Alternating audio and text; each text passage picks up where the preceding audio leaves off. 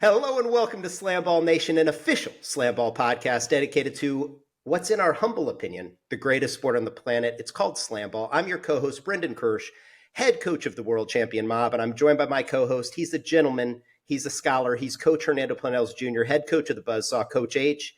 It's been a week since I've seen you, and I just want to let you know you look amazing.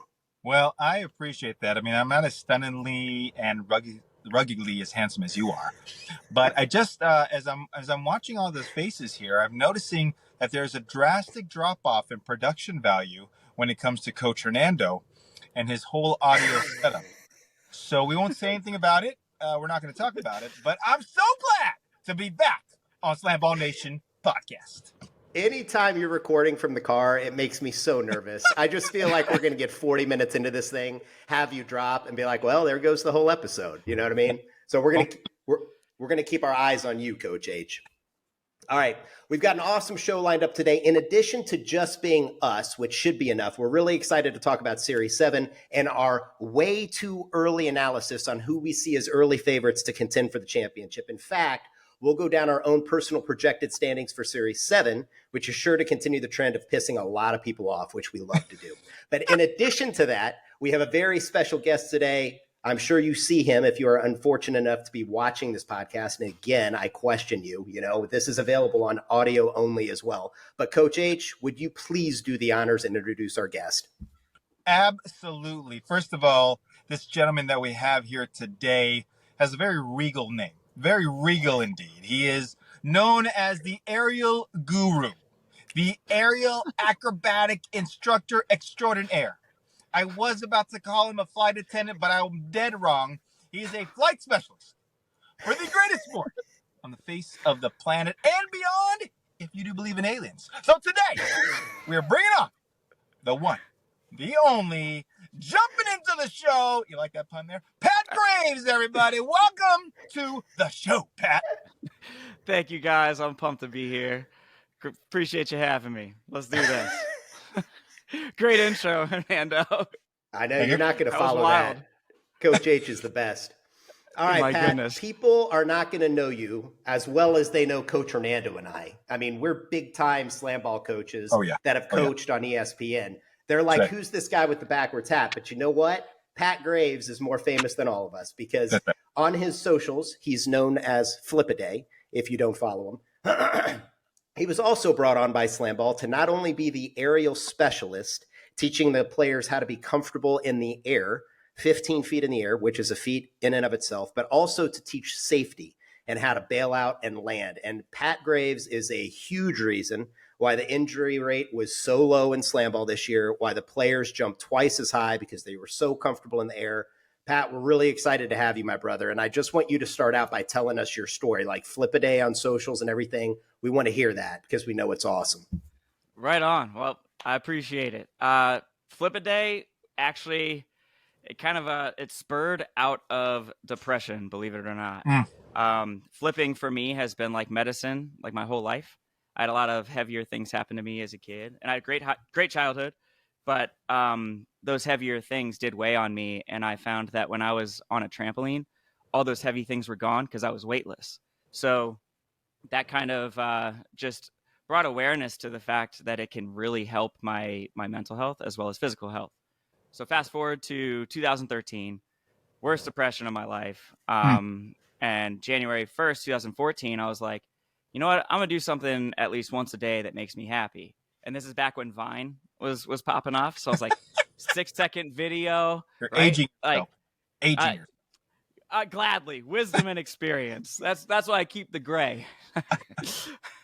And so January 1st, 2014, I was like, well, I can film myself doing a Flip-A-Day, 6 seconds on Vine. Like, I'll post it to keep myself accountable. And then my mission became to inspire happiness. So to encourage other people to find what makes them happy and get them to do it every day. And I intended on going for a year, and I got to day 366 and was like, yo, I have not even come close to all the cool flips that I can do. Because I felt like I had to ration them off, And that year went by so fast. And I was like, well, I'm going to keep going. And then it went for 1,115 days in a row. So, yeah, it was unexpected. That is crazy. By the way, I just have to tell you. Now, when we're talking about you, and when people think about jumping on a tramp, they just think it's like, woo, I'm in the backyard. Listen, there is such a special talent. I was just in Vegas, and I was watching a Cirque du Soleil show called Ka, and these dudes are jumping up and down. They're on these things. First of all, the first thing I said was like, you know what? Pat Graves can do this. Bleep. I won't say the bad word because I can't cuss anymore. By the way, I told everybody I've been bleeped by SlamBall to say I can't cuss anymore. But, I mean, talk about how you became the talented Pat Graves on the tramp. Man, it was something that I actually started naturally doing because, with this whole flip-a-day journey, I asked my mom. I was like, Mom, when did you start seeing me like flip? And she said, right after I turned 2, like I was like running and climbing on stuff. She said I would climb on the arm of the couch, and I just started throwing myself like end over end, like little front flips onto my back onto the cushions. And she was like, what the heck? Like, that's crazy. And then I vividly remember seeing the Olympics, the 1992 Olympics when I was 4. And that was like my first exposure to like legitimate acrobatics, gymnastics. And I was like, I have to learn how to do that. And that winter, I remember teaching myself a backflip on my grandparents' bed. It was like super bouncy. And so I was like self-taught up until, like 12 and a half or so. And then I just started going to a real serious gymnastics facility, 6 days a week, 4 hours a day. So I was like living and breathing it, and went to a real high competitive level and got tendonitis in my shoulder and was like, well, I'll just, I'll stop the competition and just do it for fun. And then it was like a whole new area of like the flipping addiction bloomed. It's pretty awesome. That's awesome, man. One of the things too, I want to give you kudos on, Pat, is like, you're a real man, dude. Like real men talk about mental health. You know what I mean? And that is something that not enough people in general do today, but certainly not enough men. And I just want to give you your opportunity here. Like if somebody here is listening, is struggling with their mental health, like, will you please throw something out to them to help them potentially be as brave as you are? Absolutely. You have to look depression in the face. Like you have to know your depression in order to beat it. So I knew, I knew my just feelings of dread waking up every day. Like I'd wake up sometimes and the first thing that I naturally felt like doing was crying. And I mean, my day haven't even started yet. Yeah. And so that's when I was just like, man, like there's stuff that I can do to benefit my everyday life. And that's when I was like, okay, well, if I do something at least once a day that makes me happy, at least for that moment, even if it's only 5 minutes, I get to be happy in those moments. And that's why I think it's so important for people to literally search for their happiness if they don't know what it is yet. And when you find that, you owe it to yourself to prioritize that happiness. Like we all have one life, and I believe that everybody deserves to be happy every day. So give yourself that chance. You are the man, Pat Graves. You are the man. Now, flip a day, is that because I'm only on the Instagram and only a SlamBall Coach PK, so I have no idea what's going on in any other socials. Is that your tag on all the socials? Yeah, that's just kind of become like my superhero name. It was a challenge, like it literally was just I did a flip a day. But then, some people like, at the old trampoline park that I used to flip at in Nashville, they'd be like, oh, that's flip a day, like, hey, flip a day. And it's like, all right, I guess I can respond to that. There are definitely worse things you can be called, but so yeah. And you got a logo. How'd you come up with that logo? In fact, when I first saw a logo, I thought it was like fingers. Like, and I had no idea what that was. Yeah, I've thought about doing some rebranding because some people think it's like a weird W with a dot over it. I have a second logo, but it's not as popular as the other one. It's actually a silhouette of a photo of me doing a trick shot where I'm doing like a front flip basketball throw from like 75 feet away. Yeah, hold on. Now you got to when you do a new logo unveil, you got to come back on the podcast. Like we've got to make this a big party release. We're going to have bouncers. We're going to have, popping bottles. Bouncers. I mean, it's like release party. And by bouncers, he means Rodney Bond and yeah, there we go. And some of the old bouncers, Josh Carlson, Ghetto Bird. I love it. That's awesome. I love it, Coach. I love where your head's at. Now, look, you love trampolines. You love flipping.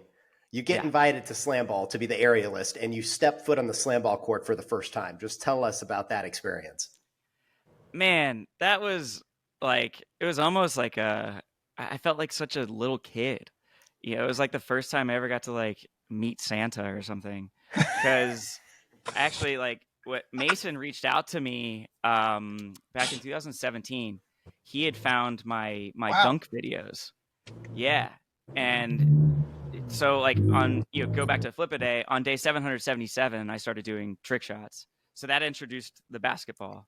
I wanted to make flips that were normally difficult. They got really easy because I was flipping all the time. So I wanted to make those now simple flips difficult again. So I was like, all right, well, let me add a ball. And so that just threw a whole level of difficulty in there that it was totally new and fresh and inspiring for me. So come day 800 of Flip a Day, my buddy, Uncle Coop, he sent me a basketball hoop, like a full-on basketball hoop. I was making like $11,000 a year, so I couldn't afford anything. So he sent me this awesome Spalding basketball hoop. And on day 800 was the first time I ever did a flip dunk. Bam! Addiction created. I was like, this is my favorite thing ever. Fast forward to 2017, I get an email from Mason. He's like, hey, I'm Mason Gordon. I'm the creator of SlamBall. I just discovered your Instagram page. Can we hop on the phone? I was like, yeah, well, sweet. Like, I love SlamBall. So hop on the phone, and he basically just was like, who are you? How do you do all this stuff? We had a super awesome conversation, and it eventually just kind of kept brewing and bubbling into him being like, I want you to coach all the SlamBall athletes. Like, I want you to be our like trampoline specialist. And I was like totally honored and humbled. And now going to the SlamBall court for the first time after 6 years of constantly like talking with Mason or Stan, you know, brainstorming all these, you know, new future things. For me to have that, you know, just accumulation of all that excitement and then get to physically look around and be on the court, and like, it was like I felt like a little kid. I get that very, you know, childlike giddiness about a SlamBall court. And as you guys know, I pretty much live there in the summer. Pat, I have to tell you, when I came back to SlamBall and they introduced you, my immediate thought was, the heck are we doing here? And Ariel, 100%. Get the heck out of here. And I see you jump 100%. In, and you're like talking about pointing toes and relaxing. And I was like, on the toes. All right, wait a second here. There's something happening here. And then the thoughts, the implementation, the execution, shall I say, of the training methods. And then every day you were a part of my practice all the way because I was like, yo, this dude knows what he's talking about. And you know what it is. Like, talk about the training stuff. I mean, first of all, I didn't know you've been talking to me since 2017.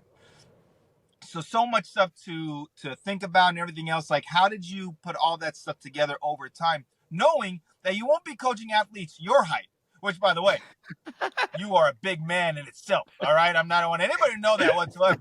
But now we're talking like 6'5", 6'6" guys. Man, that was actually, that first day of training camp, not gonna lie, I was super nervous because, you know, my experience with coaching is primarily little girls, you know, just teach girls between the ages of like, you know, 5 and 16, 17. Those are primarily my students. And so for the first time in my life, you know, I start coaching these guys and I'm looking up at everybody. I'm like, yo, this is insane. And seeing the size of these guys, it was intimidating, but everybody was so warm and welcoming. And I had done a lot of preparation with Stan because Stan and I had been talking probably since like 2018, I think. We started bouncing ideas back and forth, and probably about 3 months leading up to SlamBall training camp this year, we were on the phone a lot doing FaceTime calls and talking about just different aspects of training camp, like certain things that I could bring from my world that would apply to, you know, the SlamBall guys. So once I was kind of like thrown into the pond, I was like, all right, buddy, here we got to swim. You know, these guys need some, they need some legit some legit advice, and I did everything I could to give them my best. You did a fantastic job. What any fan who watched SlamBall saw often but didn't know is when you see guys bailing out, which is basically just going limp in the air and falling on their back and letting the trampoline catch them when they miss a dunk or when there's contact in the air. That's all Pat Graves. And that alone advanced the sport more, I thought, from old SlamBall to new SlamBall than just about anything else out there, because you just did not see that in old SlamBall. Now, people also don't know that the injury rate is pretty low anyway for the sport, but where those injuries do happen quite often is where a guy comes down into the scoring bed with a leg down or two legs down and a stopper's down there already. And that's when you saw some injuries occur when they did. So when I saw Dak just go up and miss a dunk and completely go limp and lay completely backwards on his back, it's like the greatest thing in the world, because the guy the only injury he had was a hit that happened to him on the court. It had nothing to do with the slam zone or in the air. And what you taught those guys, Pat, could not be more thankful for you, because safety is so much better in SlamBall because of you. And I know you're there too to teach them to be comfortable in the air and all the aerials and all that stuff. But just the safety alone, we had a lot of players healthy at the end of the season that probably wouldn't be if it hadn't been for you. So thank you, man. Hey, thank you. I appreciate that. It was cool seeing a lot of the muscle memory develop, where it just became second nature for a lot of the guys. Dak being a perfect example. As soon as he would hit the dunk, boom, he just limps out. That's it. It was really cool to see that, because I was like, oh man, now they're really applying it. They get it. Yeah, Gage Smith too. I was going to bring him up too. And I mentioned my guys because I saw them every single day more than any other guys, and you see them do so many reps. And if he made a stop or something was uncomfortable in the air, straight down on his back, straight back up. So you just did such a great job. Now, we talked about the safety, and I know that's such an important part, and I want to make sure that everybody knows that is important. But you were also there to teach the guys to be comfortable in the air and to start doing aerials and things in the air that they otherwise wouldn't be comfortable doing. You and Stan did a great job during training camp of teaching these guys up. Just tell us a couple stories about players that you saw develop during that period of time. Oh, man. Talk about some Buzzsaw guys, since Coach Kirsch wants to keep talking about the mob guys. Well, I mean, I was fast forwarding to the end of the season and stuff like that. I was really proud of the Buzzsaw guys because of, from training camp to the end of the season, those guys and their control on tramp. Ralph, that was a total game changer for him. He actually, the whole target practice thing, really started to help him figure out how, where he was going to project himself. And then while he was in the air, how he was going to project himself from that next bounce. Now, wait, hold on, Pat, because some of our listeners aren't going to know what that target practice drill was. So just talk us through that. Yeah. So I came up with this drill called target practice, and I would mostly have the players on one of the wing tramps, standing on the wood from one of the wing tramps. And then I would have them run, jump from the wood, hit the X on the wing tramp, pop up to the line on the top tramp, and then hit the next line on the top tramp, and then the next X on that opposite wing tramp. So I would give them targets, and they would have to be very precise. I didn't let them have 6 inches of being close to the line. I wanted their feet on that line, because when you can pinpoint exactly where you're going to land, you can then pinpoint exactly where you're going to go on that next bounce. So it's just developing almost like a foreshadowing of where your body's headed, and understanding that it's a sensation. It's not a thought process. So that was what I tried to do a lot with your Buzzsaw guys. And we did do some of that in training camp too, the later weeks of training camp with other teams. But yeah, I found it to be very effective. Now, Pat, what do you when you went into different practices and you saw the guys developing, did you see the guys making the same mistakes? A bunch of them were making the same mistakes just because of the inexperience on the tramp, or did everybody make different mistakes, or did you see all beginner mistakes that you would see with your clients that you were saying earlier on as they were starting? I think it was kind of all over the board with the types of mistakes, and some people clicked with it pretty well. Someone who clicked on tramp really well. Obviously, Cam Hollins, he had already had a little bit of mini tramp experience. Mob guy again, coach. How you like them apples? Pat, you're fired. This has been fun. See you guys. Don't worry, Pat. He has no authority. No authority whatsoever. Neither one of us do. Oh man, I love it. But yeah, some people took to the tramps and had fairly decent technique from the beginning. But someone that pops out that was a little stiff and unsure and uncomfortable was Amir Smith from the Slashers. I remember in training camp, he was like real unstable. Fast forward to like, second week of the season. I'm like, yo, this guy is a beast. I guess that's why his nickname is Beast. But like, he looked really comfortable. Now he's like able to do like front flips and stuff. And, really, he started to show of a good understanding of like how to quick. Which with someone that big, being able to legitimately quick someone was really cool to see. And another slasher, Zoe Scott, he put in a lot of work with me. We did a lot of one-on-one work with together, and I remember he was struggling to do top tramp takeoffs and tap the rim with his hand. And now it was like, toward the end of the season, it was like, okay, proper technique is being employed, developing speed, hurdling from outside or at the 4-point line. All that stuff like comes together and makes, doing a proper takeoff function. It's pretty cool to see. Yeah, absolutely. And then we obviously when we went from training camp to team camp, you were involved, Coach H mentioned before, in every single team's practice. So what players did you see evolve like during that time during team camp? And I guess one of the other questions too is, how different was every practice session? Like the Wrath, obviously, we're doing something different than the Buzzsaw we're doing. Yeah, that's actually a really good question because every practice had a different vibe for sure because it was how the coaches wanted to conduct things, right? So like, Wrath and Griffs, they were very kind of locked in doing their things together, just like you guys were, like Mob and Buzzsaw were always training together. But then you had like Lava Ozone and they seemed to be kind of, doing their own their things separately. And then you had Rumble Slashers. They were all doing their totally, different style of practice. So, like Rumble was a lot of focus on like outside shooting and stuff. So I wasn't necessarily utilized as much as I wanted to. End of the season, they, Coach Carter started dragging me over and be like, "Fix these men, take off." I was like, man, I've been trying to do this for a while, Carter.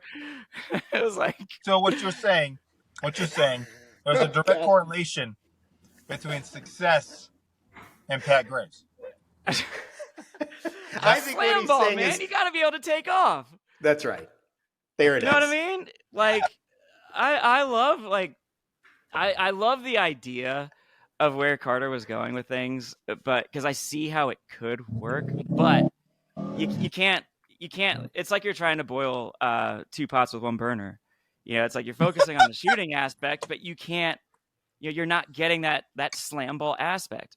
Right. So, and I know Witt really wanted to do more too, which I hope he gets to next year for sure. For everybody listening to, we just have to relay this, okay? The 4-point line is 2 feet farther than the NBA 3. Yep. All right. Not only that, but it's on a spring-loaded floor. You ever try to jump and shoot a jump shot on a spring-loaded floor? You don't have the legs that you usually have because as you're going to plant and jump, the floor is giving away from you, which means it's more arms and more arch than it usually is when you're shooting on a regular basketball court. Now I want you to factor in the fact that SlamBall, for anybody who hasn't played it, which is 99.9% of the world, it is an exhausting sport. Yes. It is exhausting. You have no idea the wind that gets sucked from your body when you're going from court to slam zone to air to slam zone to court. So when you're trying to throw up those longer shots later in the game, especially, you are gassed. So to have the 4-point line even percentage be even as high as it was, I'm shocked. But to employ a strategy that is we're going to shoot a lot of 4s,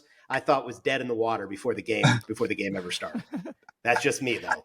Yeah, that's a far shot. I mean, it's basically like a trick shot. Thank you for coming to Coach's TED Talk. Till next time.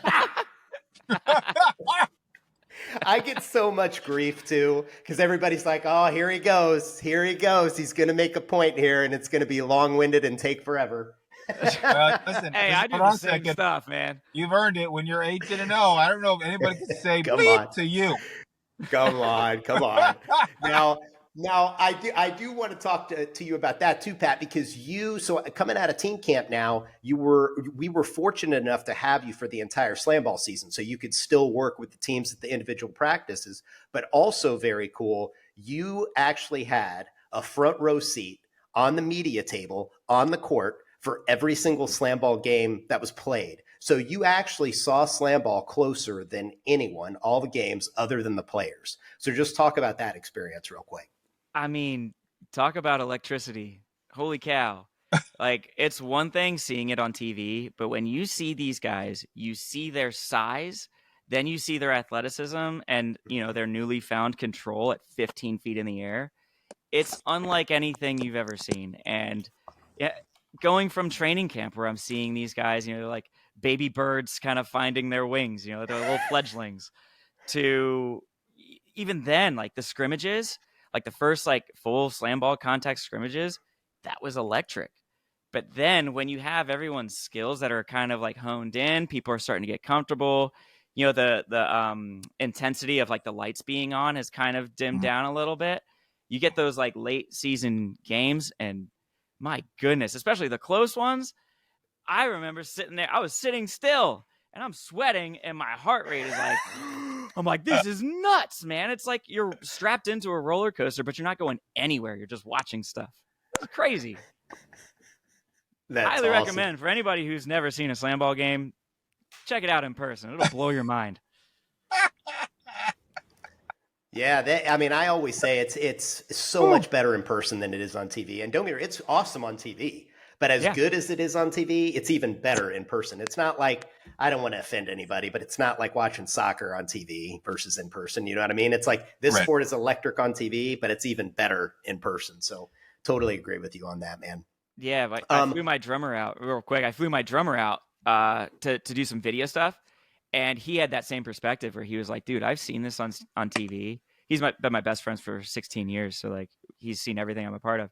And he was like, dude, seeing this in person, he had no idea about like how his body was going to be vibrating. And he's just sitting there watching. So yeah, SlamBall in person's 100%. Unreal.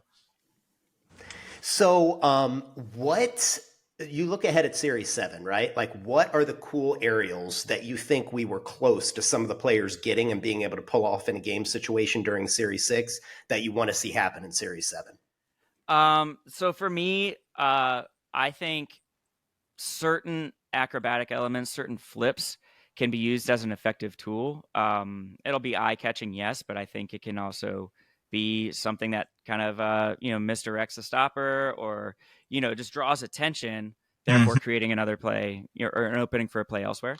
I think what would be effective is something Cam Hollins tried and Nate Harris in the Lava tried too. But bounce down, Branny over the island. A Branny, for anyone listening, is basically a no-handed round off. It's like a front flip half twist. So bounce down. That's Kirsch's favorite. Yeah. Well, Cam almost made it. He just needed like go-go gadget arms and just like 2 inches, you'd have made it. But bounce down Branny to the scoring tramp and then, redirect yourself to dunk.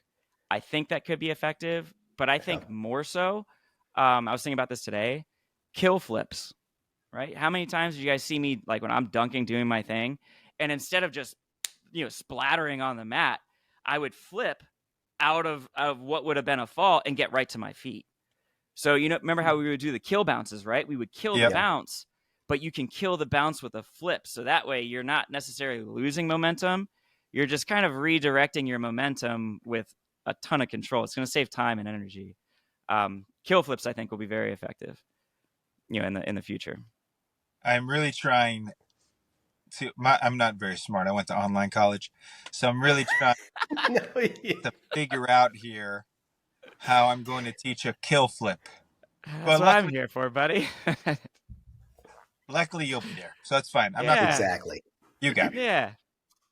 Yeah, I mean, it would be cool to see someone like try to hit a flip dunk, but it's got to be effective and it's got to keep people safe. It's not to show off. It needs to be an effective tool in the game. For sure. We've talked about this before, though. The cool thing about SlamBall, and I will say this, like, SlamBall is a team sport. It is 100% a team sport. I think more than any other sport, because passing is probably the most critical aspect of the entire thing. So it's been proven time and time again in SlamBall that if you've got a one-man team, you're not winning jack. I almost had to be censored there, Coach. You're not winning jack. So it is a team sport. But one of the coolest things that I think, and I've come full 180 on this, I've talked about this, when Sean Inches Jackson was doing the McNasty in season 1, I was a 22-year-old college basketball coach, and I was like, why the hell are you doing that? It makes no sense whatsoever. Just go dunk the ball. We want the points, da-da-da-da.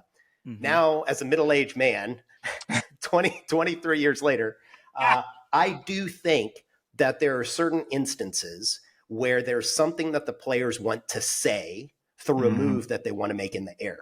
And I totally support that. Some of these players were either close to getting drafted and they didn't, or something happened in college and it didn't work out for them. And now they've got this platform with all of this hang time up in the air to be able to say something to the world. And I 100% support like that happening. So along those lines, we've had some really cool moves that have happened over the years. What is like the coolest move you can think of that would be awesome if we could pull it off in Series 7 of SlamBall? Oh, man. Oh, man. I mean, this would be a stretch, but it's totally legal, and it could mess with Stopper's timing. But that whole bounce down backflip catch combo where I did over the island, those backflip catches, because if you land, like, here's your chest, and like here's the tramp, here's the hoop this way. If you come out of a backflip and you land with your chest angled toward the hoop, you can generate a ton of momentum. It's like doing a backflip into a quick. Right from the top tramp. So with, like a lofty bounce down, lofty backflip catch, and then bam, jet to the hoop, I think that could be pretty effective. But it'd be tough to pull off in game. Like, you got to train that. Wow. Well, there you go, Coach. Let's sign Ralph Bellamy up for that one. He can be the first one. He can be the first one to try that. Hey, Greg Hell was pretty close. He was. He did it a couple times. And I saw Cam Hollins do it. Who was that? I don't remember that. I don't remember that dude. He was killing, man. I'm just kidding, Greg. I love you, brother, man. Keep working. I love it. All right, we're going to keep talking about the aerials and all the other stuff, but we do have to get to a segment that we wanted to do today. It's definitely going to gain us even more popularity than we already have. It's the Series 7 way too early projections. Yeah. All right. That's what we're calling it. Now, before we dive into this, just a couple of things. One, we're basing this on having no idea how many players are going to be kept and what the new crop of players coming into SlamBall is going to look like. So for anybody following SlamBall for the first time, what happens is the teams are going to be able to reserve a certain number of players. It could be 4 players, it could be 6 players, it could be all the players. We don't know, but that will come at the expense of draft capital. So you want to keep your number 1 player, that counts as your number 1 draft pick. You want to keep your number 2 player, 2 draft picks are gone, so on and so forth. So let's take into account that we have no idea what the player pool is going to look like, all right, coming into Series 7. And this is just predicated on what we're doing right now. Also, there's only 8 teams. So, guys, just please give us a break. If you were going through this exercise at home, you're going to have to put one of those 8 teams at 8, 7, 6, or 5, okay? So the last thing we need is any type of, like, call-outs on the socials. We don't need it. Just give us a break on the whole thing, okay? Everybody's opinion is going to be a little bit different, and it's all just conjecture anyway. Coach, you got anything or Pat to add to that before we dive into this? Well, I'm just gonna say this. I don't even know why we're gonna go through this. I understand we need a podcast, but I'm just saying we had a season. It's pretty clear, from top to bottom, where everybody should be moving into next season. I know, it's like, I'm going to get after Coach H. Well, you can find me, HernandoPlanells.com. My phone number is ever fine, whatever. The most hated man in the world. That's my ex-wife. But, I think one of the things is that we just have to be able to know there's got to be a pecking order. And if you want to take it to social media, that's fine. But, DM me. That's fine. You want to be mad at me? DM me. It's fine. Go ahead, Pat. I apologize. Oh, you're good. Go ahead. Well, Pat, no, you're participating in this. Okay, Yeah. Your days Am I up of first? you might be, yeah. I mean, your days of being Norway or whoever the independent country is, that's over. Like you're about to put it all out there right now, and everybody loves Pat Graves today. Well, guess what? You're about to get dirty with Coach H. Change. That's right. That's right. Because Flip a Day is about to flip your mind. All right, now we're going in reverse order. So we're starting out with, who do you think is going to be the number 8 team in Series 7? Coach H or Pat? I'll throw it up. One of you guys can go first. I mean, I'll say it. I love the silence. Rumble is 8. Rumble is 8. They got to have a tremendous haul over what they're going to do, you know, strategy-wise. They have good players on it. But really, I know people knock SlamBall strategy. You need strategy. You saw it from team 1 to 8. You need strategy. Yeah, I'm in that same boat. I had Rumble at 8 as well. You need to see more attacking from the outside. Like it's a major way to score. You got to be able to attack from the outside like over and over again. Yeah, and he had so much length too. And if you bounce with that length, woo! I agree. And listen, Rumble, if you want bulletin board material, hold on. I want you to take a screenshot because I want the picture up on me. Here it is. 1, 2, 3. Terrible. All right. Too much. There you go. Well, it's going to be unanimous because I also have the Rumble at number 8. Now, look, this one is easy, right? It's like a cop-out. It's a cop-out because they were 1-8 last season and they finished in 8th place. So what are we going to do? Now, here's the deal. I think they are going to be much improved. I think we all agree on that. Like, I think they're going to be much improved because they have talent. They have Kalen Tippins-Hill, Tamyrick Fields, Bakari Copeland, Richard Washington. They don't have a stopper, period. Like they played Bakari Copeland back there and Tamyrick Fields, and neither one of those guys are stoppers. Both of those guys are one of the best gunners in the league if you let them play gunner all game. But they didn't have a stopper, so they had to throw one back there. So this is one of those teams where even though it's easy for us to say, oh, they're going to be 8th, like you could see them going from last to first if they draft a great stopper. And most importantly, if they find an identity. Because, Coach, you know this, like every team has an identity that is going to compete for a championship. And the Rumble have absolutely no identity. They have a bunch of really good athletes, absolute studs that have given the chance to attack from outside, probably would have been very, very good at it, but they weren't given that chance until it was too late. They have absolutely no identity. So I think if they find an identity and they draft well and they find a stopper, maybe this won't be the case, but I've got them at number 8. All right. Going on to number 7. All right. We're going reverse order. So I'll start on this one and then we'll go to you guys after that. All right. Number 7. This is another one that's kind of like, this is an easy one to throw out there because we have to put somebody at number 7, and I've got the Ozone there, okay? I know that's going to be shocking. Trevor Anderson's their head coach. He played for me a number of years. Do I think the Ozone is 100% going to finish 7th? No. Do I think Coach Trevor Anderson is going to use this as an opportunity to post this on a bulletin board as lighter fluid? Yes, I do, 100%. Here's what I think is going to happen. I think that they need to find a stopper, or I think that Keenan Love needs to develop because I've coached undersized stoppers before. I have, in Kevin Cassidy and DeAndre Faison and some of the guys. They usually need a second season to develop. So either Keenan Love is going to develop even more than he already has, or they'll play him more at gunner and find a stopper. But what I guarantee you the Ozone is going to do is they are going to figure out their offense where teams cannot simply double team Keith McGee and all of a sudden the entire offense falls apart. Like they have Keith McGee, Brian Bell Anderson, LaQuavius Cotton, and we mentioned Keenan Love. Like that's a really good core that you can draft to and get a little bit stronger. But I wouldn't be surprised at all to see them running Keith McGee in some gunner and not necessarily having him bring up the ball up the court every single time and drafting a high-level handler and then a stopper. So I've got Ozone at 7. Yeah, I'm also going to agree with Ozone at 7, and I agree with you on the stopper situation. But I'm really and I think Keith McGee and the health of Brian Bell Anderson, right? Brian was injured during preseason, and he came back. Right. And you saw some glimpses of him. But I think they need Keith McGee to be a strong two-way player. I said this on the Sky Report. I have no idea if it was up on ESPN or not. Listen, ESPN, if my Sky Report was not up on the board, shame on you. That's all I'm going to say. When there's greatness on the board, it should be put on it. But that's besides the fact. The Ozone Keith McGee to be a consistent performer offensively and defensively. And I love it. The relation between Trevor and Keith McGee is amazing. They are like spirit animals or whatever they're calling, which I love. But the thing is, Keith can't score and then celebrate and then, prance back. Like, you got to get back. And that takes a certain type of discipline.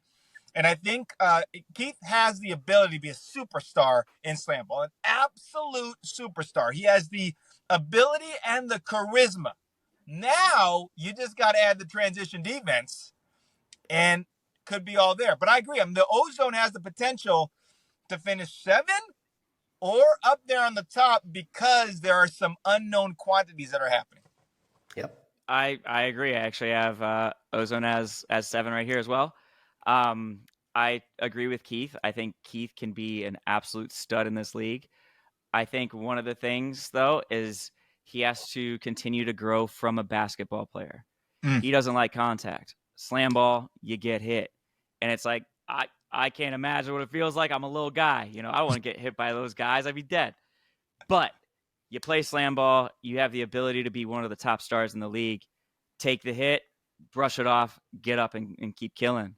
Keenan Love, I think with some more time on the tramps, some more development, he could be a gnarly stopper. Dude is tough as nails.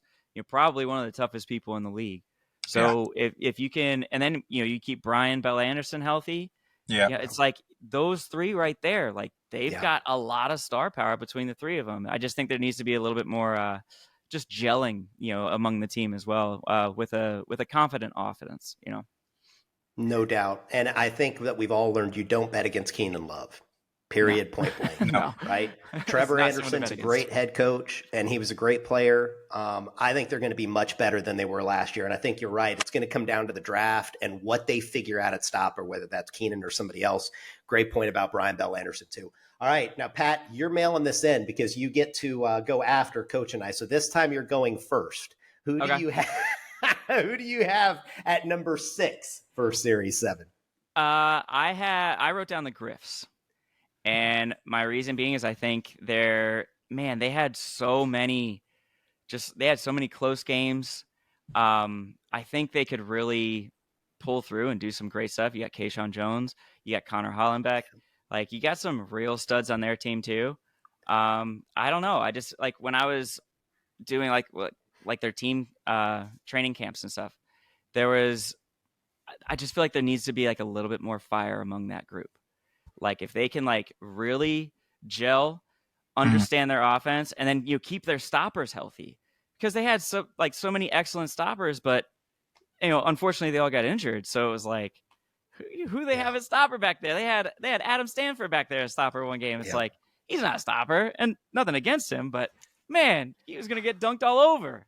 Yep. It's just the name of the game, I guess, when you have an injured stopper. But yeah, I had Griffs at 6. Ooh. Well, I'm going to go ahead, and it really is a toss-up between the Griffs and the Wrath. And I think it really comes down. I mean, the Griffs, you saw Justin Holmes continue to develop, and it's something that I said to my team, Justin Holmes has to play a complete game. He's got to play a complete game. He has to be able to be as effective in the first half as the second half. Yeah. I think transition defense is another thing that they're going to have to do. Yeah. And their stopper situation. I mean, Connor Hollenbeck is an absolute stud back there and was just a menace to play against. And they take the personality of their coaches. I mean, there's nobody who fills polo shirts better than Coach Jelani. All right. I've said this before on the show. I go to Dick's Sporting Goods and I look like at the mannequin, and they look great in a polo shirt. And I'm like, but that's not my body build. Those body builds is Kalani Janice and Rowdy Bond. Right? Those are. So, I mean, just for the sake of this argument, I'm going to sit here, and you can skip me on the next one, because either the Wrath or the Griffs, right? So the Griffs could finish 6, or the Wrath could finish 6. Now, the Wrath had a tough year because obviously a bunch of injuries as well as everything else. It's going to come down to, though, offensive development as well, too. But what I'm saying is more of what is our strategy moving forward. It's easy for anybody. Again, I've said this on the show. It's easy to say what your strategy is, but does your team take on those personalities as time goes on? And I think those two teams have the potential to flip back and forth depending on draft and depending on what their strategy is going to be. Yeah, I love it. I had Wrath at number 6, but it was a tough one for me to call because here's the thing about the Wrath that a lot of people, they didn't get a chance to see the Wrath play during team camp. And if you remember, Christian Gray was a huge part of what the Wrath did. So I remember the mob scrimmaged Wrath in one of our very first full contact scrimmages, and I was shocked at the size of their players. They had Christian Gray, Stephen Julian, and Ty McGee all at half court picking you up defensively with those long arms, a lot of length, a lot of aggressiveness. It was a really tough team, and Christian Gray getting injured right before the season, I think, impacted them. And it wasn't just that injury. Like, I'm trying to look at their roster. Sean Stith was injured during the course of the year. Darian Slade, Stephen Julian. It was like they never had everybody healthy. And the entire offense then started to run through Ty McGee. That's all it was like, let's get Ty McGee into the scoring bed. Let's get Ty McGee the ball. That's all it was. And they won 5 games like that. Think about that. They won 5 games because Ty McGee was the offensive player of the year, deservedly so. Now imagine if they draft a stopper. Imagine if they draft or they get Christian Gray back or somebody like that. They could, we've talked about it. All these teams that we're listing kind of in the bottom half right now could easily be contending for a championship, but we're just having to put the teams where they are right now based on what the personnel is. But you could see them improving pretty dramatically. I'm also not a big fan of an offense that is consistent with tramp jumpers and just running through one person. So I think they've got to develop that a little bit, but I think they've got all the tools there. All right, number 5. So I'll go first on this one, then we'll go to you, Pat, and then Coach, we can skip you if you're saying Wrath and Griffs are interchangeable at 5 and 6. All right, number 5. This is not going to be a very popular one. I'm going to throw it out there right now, all right? I'm putting the Lava at number 5. Really? I'm putting the Lava at number 5. Wow, okay. I'm going to tell you why. Okay? I could see the Lava winning the entire thing, or I could see them at number 5 or having a very disappointing season. And it's predicated on a number of things. The first thing it's predicated on is injuries. Predicated on injuries. Now, the Lava had people banged up all year long. Like Bryce Morange, one of the best players that I think coming into SlamBall that we saw, one of the best players to play SlamBall. Can he stay healthy? That's my question. Can Bryce Morange stay healthy? If he stays healthy, they're competing for a championship. If he doesn't, and he has to play through 3 or 4 different types of injuries, I don't know. Do you want to know why? I don't know, because they're one-dimensional. Period, point blank. They are one-dimensional. Now, I know Coach Carlson wanted to run this modern offense that I kept hearing about all during training camp. Like you've got to see Coach Carlson's book. You've got to see his book. He's gonna change the game. He's gonna change SlamBall offense. Well, I didn't see any of that.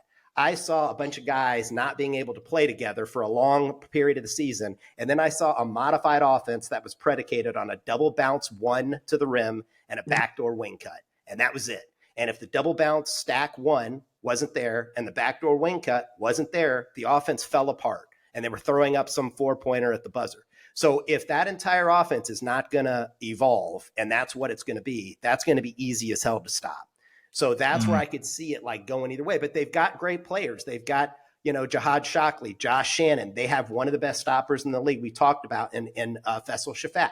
One of the questions I have is, will Faisal Shafat come back?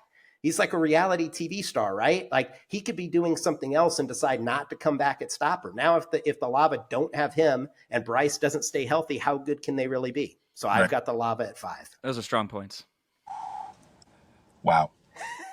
Pat, who you got? So when I was making this list, I was trying to really figure out how I was going to offend everyone. So at number 5, hear me out. I've got Buzzsaw. Love you, Coach H. Go. Love you, buddy. My reason being is, yes, you got Burry, Taekwon Scott back there, stopper, phenomenal, right? He was injured, on and off throughout the season as well. But my thing with the Buzzsaw is you guys are graceful finishers in a way. You're not power finishers. Like leading the league in layups, that offense, it's not going to be able to hold up. That's like my main thing with the Buzzsaw is got to be able to finish those dunks, man. You got to slam. Can't be laying up everything. I respect it. And yes, I did. It was our badge of honor that we were leading the league in layups at one time. And I would tell, but listen, there's only one person to blame about that. The worst coach, the worst offensive ball, maybe history, coached by Hernando Planells. That guy is amazing. Amazing personality. But that's all right, Pat. Hold on. What I'm going to do, give me a good smock. I'm about to take a screenshot and put on my bulletin board. This is what Pat Graves said about the Buzzsaw.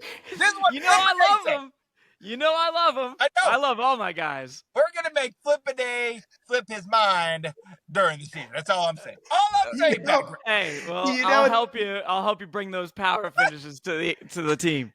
Now, this is the problem with having an insider podcast is both of us are going to leave this podcast forgetting we ever did it and like go on and continue coaching SlamBall. And Pat, we're like, hey, Pat, let's talk about like the way too early projections. And he's got to tell us to our face that we're going to suck. I know. I mean, that's hard. That's hard. Mr. Who doesn't want to hurt anybody's feelings over here. That's right. You're man, Pat. I appreciate you. All right, Coach, we're starting with you. Number 4. All right, you had Wrath and Griff's kind of 5 and 6 interchangeable. Who's number 4? Yeah, I'm gonna go with the Slashers. I'm gonna go Slasher number 4, and I'll tell you why. I think that Tony is a spectacular athlete, and he's strong and he's everything else, but there are a few things that they're going to have to improve over time. And it really is the consistency that comes from Amir Smith, who's a tremendous talent. And, oh my gosh, I always forget everybody's name. Lonzo. Lonzo Scott. And I've had some great meetings with Lonzo, like, hey man, you got to be consistent. And again, it just comes down to those two guys being consistent. I think Laubacher is a problem once they get the backside lob. Mm-hmm. I think that Tony did have some problems when we started double teaming him, and now other guys have to step up with it. And then I think their stopper situation, Nate is tremendous, but they're doing a platoon with Nate and Amir, and I don't know how that's going to be next year with it. But you really have to be consistent. I believe you got to be consistent with that position over and over again so that your perimeter defense feels more confident on what's happening. Because the reality is, if you have one stopper playing one style, your defense has to play one style. You have another stopper back there, your defense has to play another style on the perimeter. So are they going to be able to do this with everything else? I mean, they're obviously really talented, but I think number 4, it's going to be interesting with it.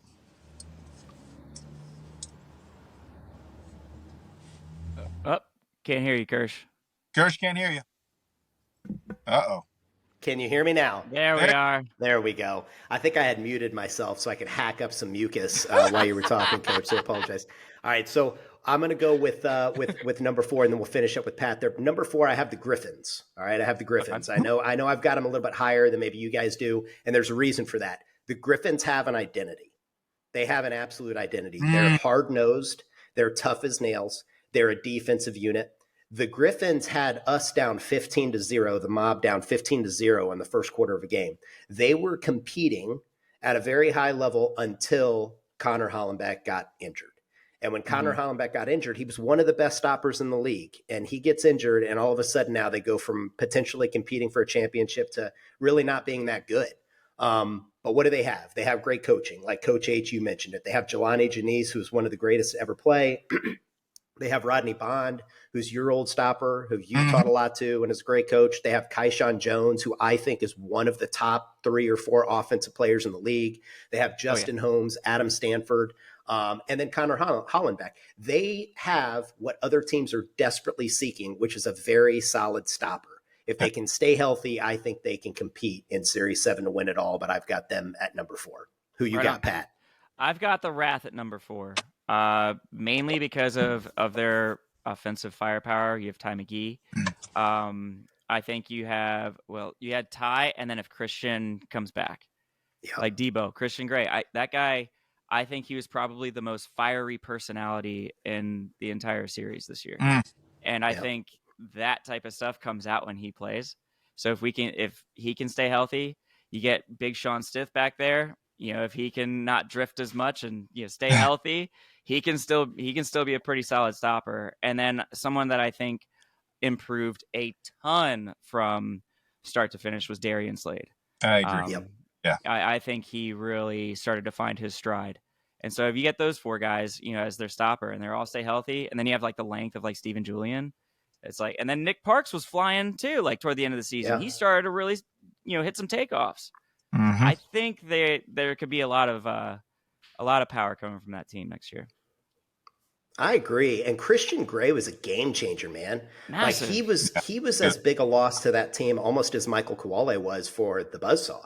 Oh yeah. Like he was a game changer. That team is a lot different with Christian Gray on it. So I agree with you on that. Okay, number 3. We're going into the top 3 now, and I'm going to start off with the number 3. Why? Because I've got the Mob at number 3. That's right. I've got the Mob at number 3. Now, why would I put the Mob at number 3? Well, because I'm not fueling any fire, okay? Yeah, right. We have a big enough target on our back for me to sit here and be like, you know what? We're going back to back. I'm putting the Mob at number 3. My guys are going to hate it. They're going to hate that I said this, but they're going to understand why I said this. Mob at number 3. Coach H, you're up.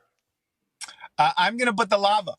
The Lava will be number 3, and I'll tell you why the Lava will be number 3. I think that the most sophisticated offense in SlamBall history, with the Lava, especially with the draft coming back, and you could save, I think, potentially a few players, you got to reteach something. And that's tough to do, number 1. I think number 2, you're right, Bryce has to stay healthy. Totally different team with it. And then number 3, I think Josh is going to have to, I really address his handler situations. I did like their handlers, but you got to be at a high level in order for you to get there with it. And I think the last thing, and Josh played for me, and I love Josh, and love that he's a fiery individual. But just like I tell a lot of coaches, as a coach, you're going to have to keep your emotions in check. You have to.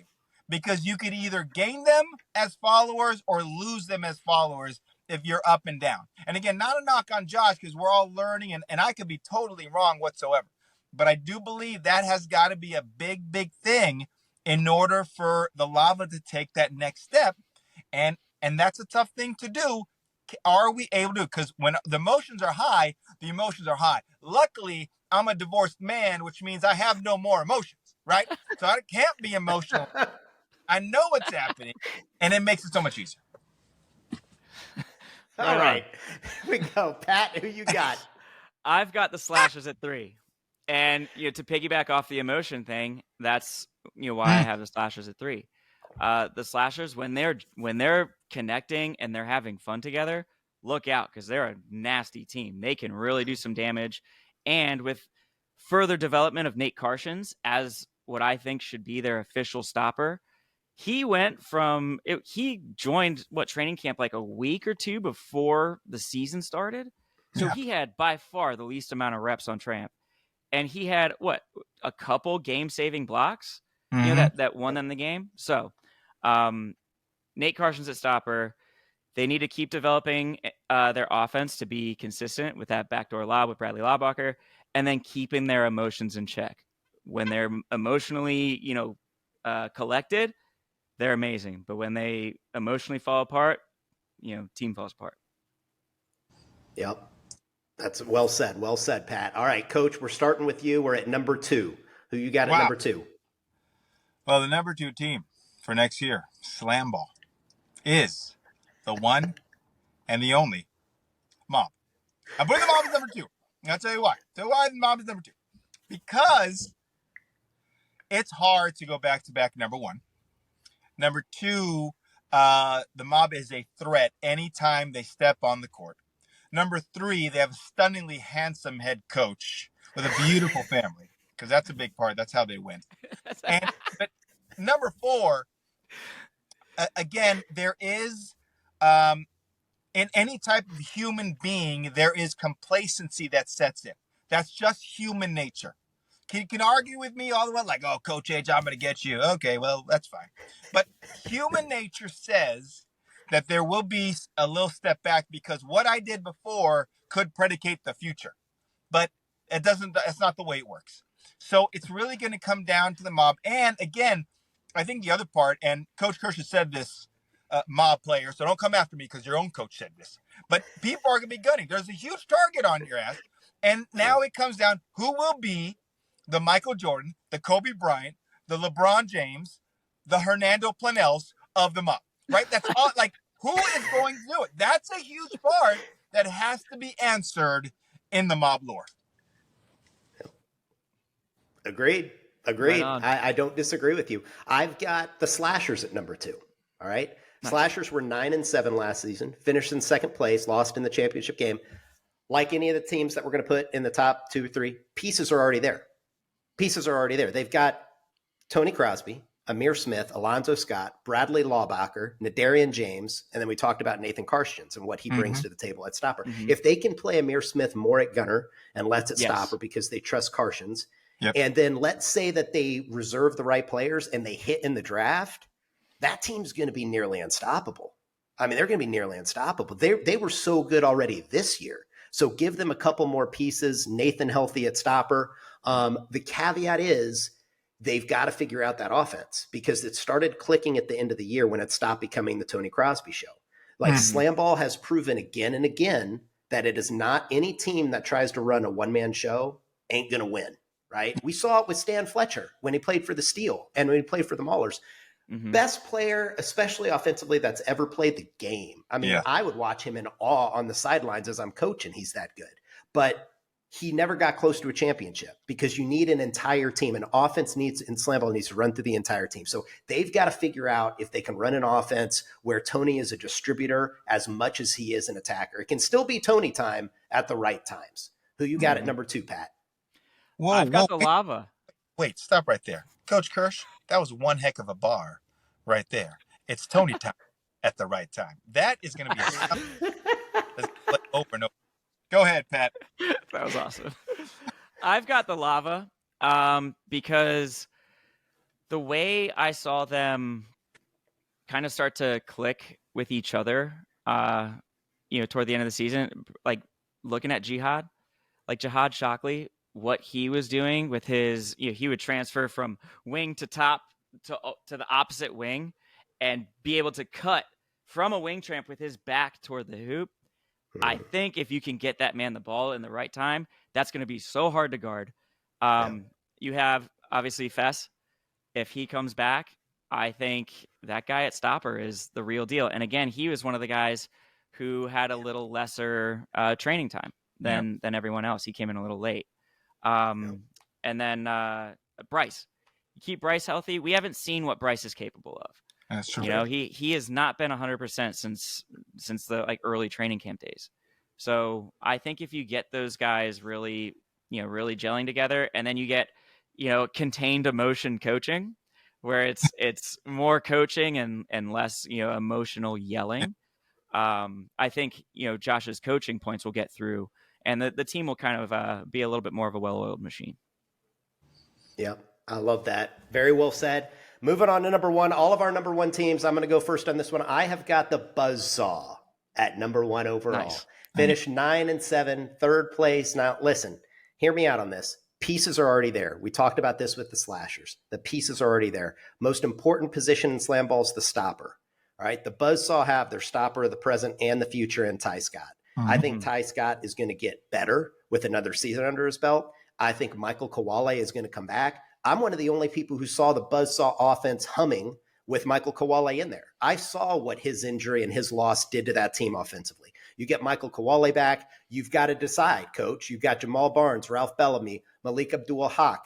And Coach H, what I will say about him, and I'm not blowing smoke up your butt, Coach H. I'm not doing it. But what I've known Coach H for a long time. I've been coaching SlamBall with him since 2001, whenever we started, right? He is an exceptional drafter. So as good as the Buzzsaw are today, I want you to envision that Coach H puts 2 or 3 more great pieces into that offense. And I think the difference is going to be that the offense clicks this year, because you know what? You can't teach heart. And the Buzzsaw's got a ton of heart. You can't teach that. But what you can teach is offense. So I think the offense clicks this year, and I think the Buzzsaw win Coach H his first championship. Wow, I'm honored, and I'd like to thank God. Oh wait, I didn't win. Sorry. Yeah, you got to go play the games now, Coach. I am putting the Buzzsaw in first place. Now, here's the reason why. I know fans, the casual fan, be like, well, you have to because you coach team. No. I need my team to love and accept the smoke. Like, we've got to continue to step up. And we do great when our backs are up against the wall, against the lava, the griffs. We're down, and we come back, and we play with such high emotion and with energy that we can overtake a game. But we need to do a better job from the very beginning. And that starts from the head coaching position. I got to get the guys ready. I got to make sure that we are well oiled and tuned, ready to go. Yes, losing Kolawale, who I've said this publicly on air on ESPN and on here on this podcast. He is the heart and soul of our team, was there even when he was not there. Yep. And we need that, right? So I do believe we have the pieces. We have got to go ahead and put a fire up under our behind and be ready to go every single game. And I have to say, and I think if we had 2 more minutes in a SlamBall game at the Slashers, it would have been even closer. And we only lost by 3 to go to the championship game. So, but that's my challenge to you, Buzzsaw. You better get your saw sharp, brothers. You better get ready to go because we're coming. We're coming. I don't know how it's going to end up. I will fix the offense. You bring the intensity. You bring us up. And listen, all it counts, all we need to be at the top at the end of the season. But we're going to do it with marching orders, and it starts from the top. This guy right here, and I'm going to take off my sunglasses violently because I mean business. Thank you. I love it. That's great, Pat, man. who you got at 1, brother? Well, when you bring up Micah Kolawale, that brings my Buzzsaw ranking you up remember for sure. now. Oh, Pat, I love Mike. I've talked to him since He's then. great. I've kept in touch with him. He's phenomenal and a major asset to any team. I have Mob at 1. I think part of like the intangible that the Mob has that the other guys don't have as thoroughly is that family vibe. Those guys would bleed for each other. Like, those guys are so locked in. Kirsch, you as a head coach, like, you got it figured out. I think you're a phenomenal head coach. Hernando, you too, buddy. Don't think you know how I feel about you as a coach. It's all right, man. But, I'll take a picture of you for the locker room. It's fine. Okay. But I think, from the top down, you got Kirsch, the way you lead, the way you talk to the guys, the way you put together your offense, phenomenal. Then you have guys like Gage, like Cam Hollins, like Brandon Simpson, that they're going to be like, yeah, you want to put a target on our back? Make it bigger. Let's go. Like, they want that smoke. Same Cam Horton. Like, those guys, I think they're going to come back and they're going to prove it. I think they really are going to come back with that same firepower. We're going to see, because that's what I love about them too, man. Like, I'm telling you right now, if we get to keep 7, there's a chance you see the Mob just keep 7.